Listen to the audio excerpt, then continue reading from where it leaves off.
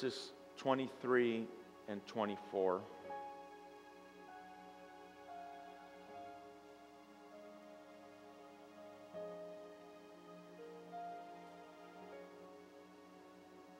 For if any be a hearer of the word, and not a doer, he is like unto a man beholding his natural face in a glass or a mirror. For he beholdeth himself and goeth his way, and straightway forgetteth what manner of man he was. You may be seated.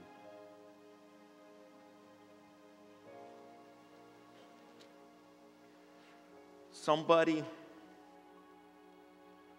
that hears the word but does not do the word is like a man that looks into a mirror, and when he walks away from that mirror, he forgets what he looks like. This is an illustration, it's a metaphor. You look in the mirror, you look at yourself, and you walk away from that mirror. Now you're looking out. But you don't even know what you look like in the physical realm. You forgot what you look like in the physical realm. That's what it's likened to when we don't apply the word, is what it is saying. But it's referring to the man that is inside of you, the woman that is inside of you, to forget who you are. I know that it takes a touch from God to remove the scales from our eyes, to remove the blinders from our eyes, for us to see God with our heart, to know Him, to have a relationship with Him, to sup with Him, to have communion with Him. There has to be a removing of the scales and the veil in front of the eyes. But I want to say this in saying that. We all see God differently from our perspective. How you see God is how you see God from your place. How I see God is how I see God from my place. And so many times that I know people try and make other people see God the way they see Him, from their eyes. This is how I see God, and if you're going to be right, you need to see Him the way I see Him. But that's not how it works. You need to see God from your place, not from my place, from your place, and to know Him from your place. And it'll change all the time. One day you may be walking and say, God is love, which He is. But another day you may say, God is mercy, God is grace. Or you may say, God is a God of judgment. But that's your truth and your perspective. And there's a transformation that happens when we walk towards God. But in this place that we're speaking about today is not forgetting what manner of man or woman that you are. To not forget what man or woman you are. And when a person walks away from the mirror of looking at self, the mirror of looking at yourself. And I know that for many people, it would take a miracle for them to be able to see themselves. It would take a miracle for them to be able to look at themselves and see themselves.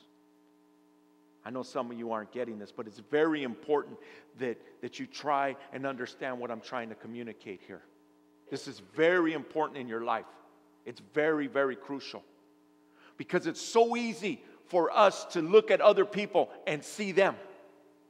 It's so easy for us to see other people and describe them to a T.